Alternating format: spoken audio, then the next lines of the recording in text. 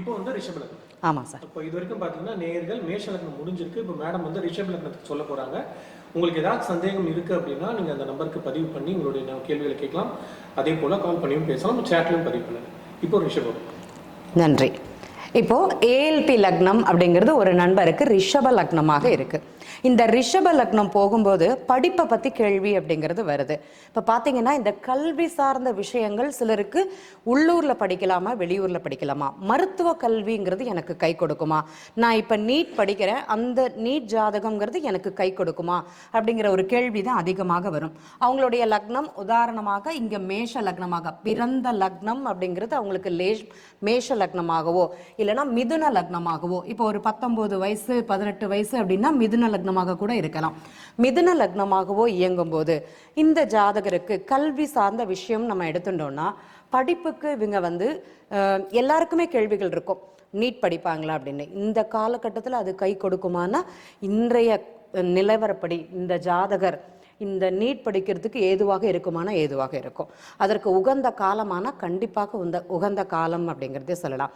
சரி, இவங்களுக்கு வந்து நீட் மாத்திரம் கிடையாது, டெக்னிக்கல் சம்மந்தப்பட்ட கல்வி வெளிநாட்டிலவே படிக்கணுங்கிற ஒரு எண்ணம் அதிகமாகவே இருக்கும். இல்லைங்க எனக்கு வெளியூரில் போய் படித்தா போதும், சீட் கிடைக்குமா? கண்டிப்பாக கிடைக்கும். சில நண்பர்களுக்கு வந்து பணம் கட்டி படிக்கக்கூடிய தன்மை இருந்தாலுமே அந்த கல்வியை அவங்க முழுமையாக படித்து முடிப்பார்களா அப்படிங்கிற ஒரு கேள்வி தான் அதிகமாக இருக்கும். அப்படி இருக்கும்போது பார்த்தீங்கன்னா இவங்களுக்கு கை கொடுக்குமானா ரொம்ப அருமையாக கை கொடுக்கும்னு சொல்லலாம். இப்போ இவங்களுக்கு இந்த வெளிநாடு சார்ந்த கல்விக்கு ஒரு சின்ன பரிகாரம் ஏதாட்டி பண்ணணும்னு நினச்சிங்கன்னா என்ன பரிகாரம் அப்படின்னா, இந்த சந்தனக்கட்டைன்னு சொல்லுவாங்க, சின்னதாக இருக்கும், எந்த ஒரு கோவில் கடைகளில் கேட்டாலுமே கிடைக்கும். அந்த ஒரு சின்ன கட்டையை இந்த குழந்தைகள்கிட்டையோ இல்லைனா படிக்கிற இடத்துலையோ அவங்கள்ட்ட வாங்கி கொடுங்க. இவங்களுக்கு கல்வி சார்ந்தது அப்படிங்கிறது அனுகூலமாக அமையுமானா கண்டிப்பாக அமையும். அதை அவங்க பேக்கில் கூட வச்சுக்கலாம். இப்போ எல்லா கடைகள்லையுமே கிடைக்கிறது. அது வந்து நம்ம தெய்வீகம் சம்பந்தப்பட்ட பொருட்களாக வரும். அந்த சுவாமி சம்பந்தப்பட்டது, குருவுடைய அனுகிரகம் கிடைக்கக்கூடிய ஒரு தன்மை அப்படிங்கிறது அந்த குழந்தைகளுக்கு இருக்கும். இல்லைங்க எனக்கு வந்து இம்போர்ட் எக்ஸ்போர்ட் பண்ணுறேன், நான் இந்த மாதிரி பிஸ்னஸ் பண்ணலாமா, எனக்கு அது மூலமாக வருமானம் வருமா, கடந்த 2 வருஷமாக நான் அதுக்கு ட்ரை பண்ணிட்டு இருக்கேன், என்னால் முடியல, இப்போ எனக்கு கை கொடுக்குமானா நீங்களும் இதே மாதிரி சந்தனக்கட்டையை குட்டியோண்டு வாங்கி நீங்கள் வச்சுக்கலாமான்னு இருக்கலாம். உங்கள் கை ஜான் அளவு இருந்தால் கூட போதும், அதை வாங்கி நீங்கள் கையில் வச்சுக்கலாமானா கையில் வச்சுக்கலாம். கண்டிப்பாக உங்களுக்கு பலன் கொடுக்குமானா நிறைந்த பலன் அப்படிங்கிறது கொடுக்கும்.